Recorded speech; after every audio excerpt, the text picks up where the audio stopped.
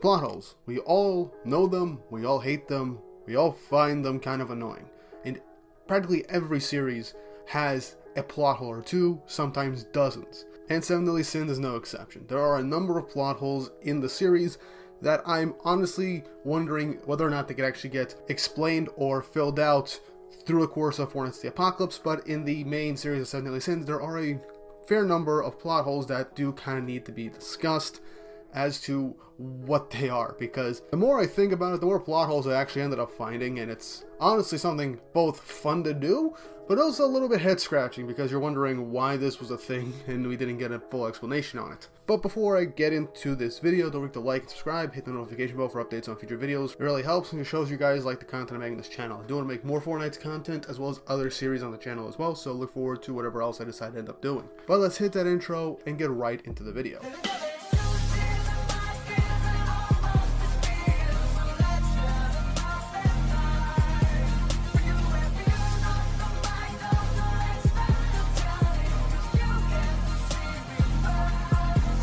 So first off, I honestly want to talk about this one plot hole that I honestly think is massive that no one has actually thought about.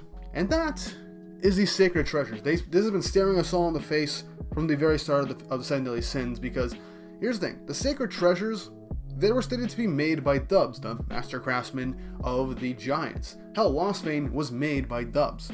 And the Sins were given these sacred treasures by Bartra when they became members of the Seven Deadly Sins and were entrusted with the kingdom's safety. However, the plot hole arises when the fact that Dubs was supposed to be missing for 3,000 years. There has been no one that says where he is. Even when the commandments came out, we did not know where Dubs was. We did not know what was going on with him, like, at all. So the question remains, how did Bartra get the sacred treasures? Did Dubs just so happen to make 7 specific weapons tailor-made for each of the Sins for the future, as if he knew what was going to happen in the future if the Sins were going to come together? Did they just make these on a whim just for the sake of it? Or did Bartra somehow have connections to where Dubs has been hiding and asked for these specifically tailor-made weapons? Seriously, the more you think about it, it doesn't make much sense. Divine Axe Rita is made specifically for Escanor to store the power of sunshine. How would he know of someone with sunshine? There's one made for Merlin, which honestly makes sense. Merlin is the one that kind of makes the most sense if you would have one ready for Merlin. Maybe Gothar too and Meliodas, but everybody else, especially King, because think about it. King was gifted his sacred treasure. He did not get it from the Great Fairy Tree. He didn't have it until he joined the Seven Deadly Sins. And in order to make that, you need parts of the Sacred Fairy Tree. So you'd have to go to the Fairy King's Forest to get something from the Fairy Tree and make Chastieful. That's how Gloxinia's Basquios was made, basically, and that at least makes sense because Dubs was supposedly still around during the Holy War, so it makes sense why the first Fairy King would have a sacred treasure type weapon like Basquios during the Holy War. So in that aspect, Chastieful is like a plot hole in a plot hole, if I'm reading this correctly. So yeah, the sacred treasures, them in and of itself, are plot holes due to the fact that either Dubs have had to have made these weapons in advance, knowing that everything was going to happen, or literally Bartra knew where Dubs was, and literally we did not meet him for the entirety of Seven Deadly Sins series, not even when the Ten Commandments and the Demon Race was revived during the Ten Commandments saga, and no one decided to maybe go find Dubs to help make weapons for the Holy Knights, the Giants, and the Fairies to fight against the revived demons, since everyone's basically weaker than they were during the Holy War, supposedly? Seriously, think about it. It doesn't make that much sense when you really think about it. Speaking of Dubs, we also gotta talk about him and the second Fairy King, Dahlia, because where the hell have they been? Seriously, where have they been? They were introduced in the Cursed by Light movie basically at the end of the series. We get no explanation where they were. You can go off with thinking that maybe the Supreme Deity sealed them off somewhere and then brought them back when the Holy War ended, but seriously, where were they? Because it was stated that in the past, during that 3,000-year gap, Dahlia was around. Kind of, he was around. Meliodas kind of knew him to an extent, and even King kind of knows of Dahlia because Dahlia did not want any part of the Holy War after what happened with Gloxinia. So where was he all these 3,000 years? Is he still around in Four Knights? Seriously, I'm honestly curious. He's probably still around in Four Knights, but we have not seen heads or tails of him. He's probably guarding dubs, most likely, but seriously, where have they been these 3,000 years?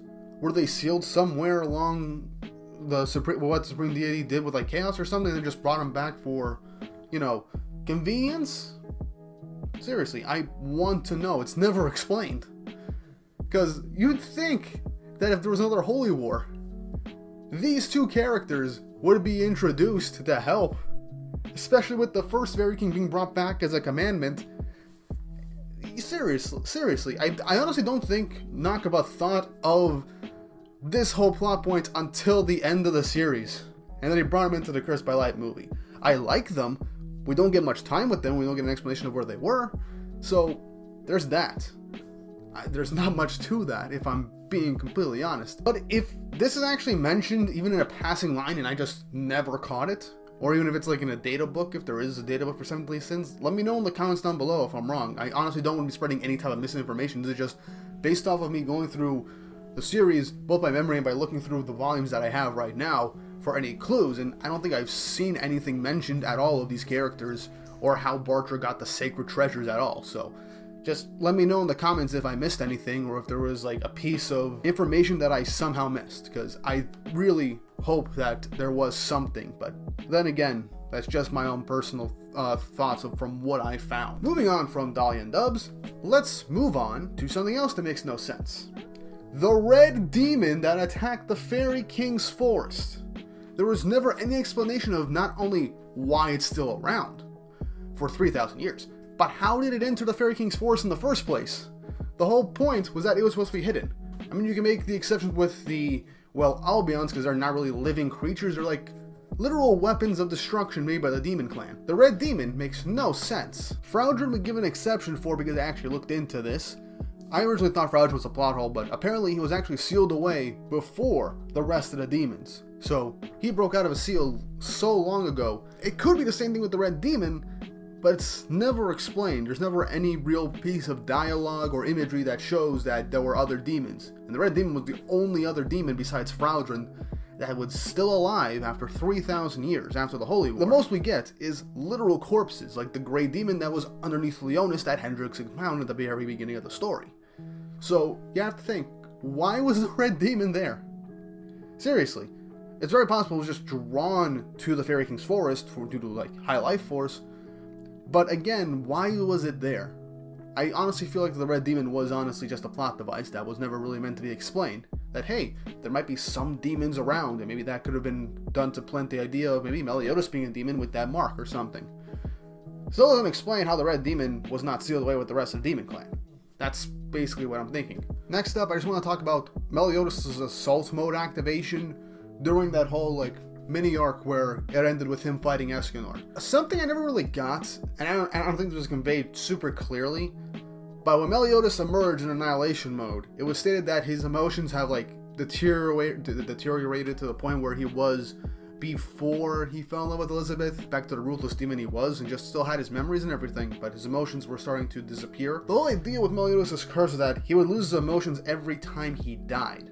Not get angry and let his demon mark control him. Literally, the whole training arc he had in the 10 Commandments arc of Season 2 was so he could control his unbridled fury, so that he wouldn't go out of control and nuke an entire city again. So how did he achieve Annihilation mode and lose his emotions at the exact same time? He was in Belascula's Cage of Darkness, or whatever it was called, the Dark Cocoon, I can't remember the name. The whole thing with that is that Meliodas was supposed to overpower her and break out. It makes sense, but the whole idea was that afterwards he basically turned back into who he was, and his emotions were basically gone or reduced to a significant degree, being an uncaring demon like he used to be. That wasn't part of the curse. He would lose emotions every time he died, so did he like self-destruct multiple times in that cocoon? Or did the cocoon kill him in that one instance multiple times until he was regaining the strength that he used to have? It's never really explained. Again, if I missed anything, let me know in the comments, but I haven't really found any real explanation for how that's the case. It's just been something that's been bugging me the more I think about it. Now, before I end off this video, these are the main plot holes I wanted to address. Let me just say something that is actually not a plot hole, because I'm pretty sure there are anime-onlys that didn't read the manga that didn't know this. But remember when Meliodas freed Gelda, Zeldris' vampire girlfriend? That came out of nowhere in the anime and to an extent the manga, but there was a like one-shot chapter, side story, called The Vampires of Edinburgh. I actually want to make a video on that in and of itself at some point in the future, but let me just give you a broad topic of what happens. Gelda is there, she was revived, broke out of a seal, and the vampires took over Edinburgh. Meliodas finds her, knows who she is, it's implied he does something, and then we leave from that arc. She was introduced in that side story, and that is actually canon because when the commandments are revived, they're revived in Edinburgh. And then we go back to Meliodas freeing Gelda.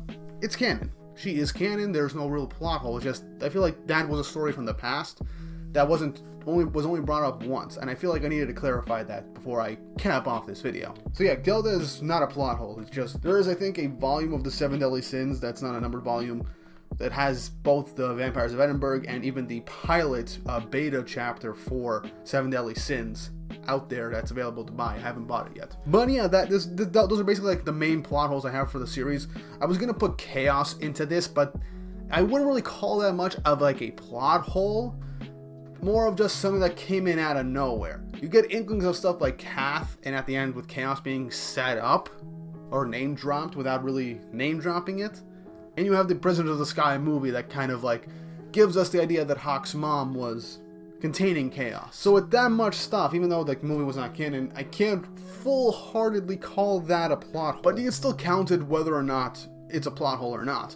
Because right now it's part of 4 Nights of the Apocalypse. Nothing much to do with that there. It's part of the world, it's part of the story.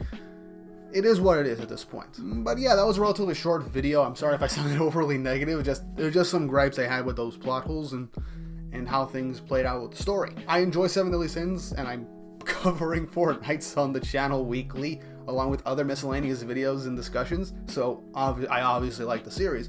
But these plot holes, I just needed to, get off my chest and talk about them.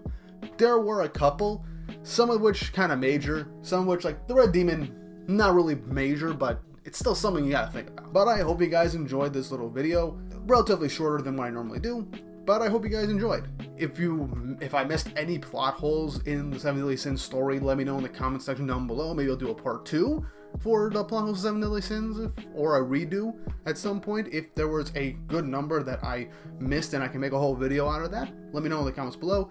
What did you think of the plot holes that I brought up? Did you think about these prior, or did these just not occur to you at that point? But with all said and done, don't forget to like and subscribe, hit the notification bell for more 7 Deadly Sins and 4 Nights content, as well as anime and manga content that I'm trying to get more done in the future. I hope you all enjoyed the video, and I hope you all have an awesome day.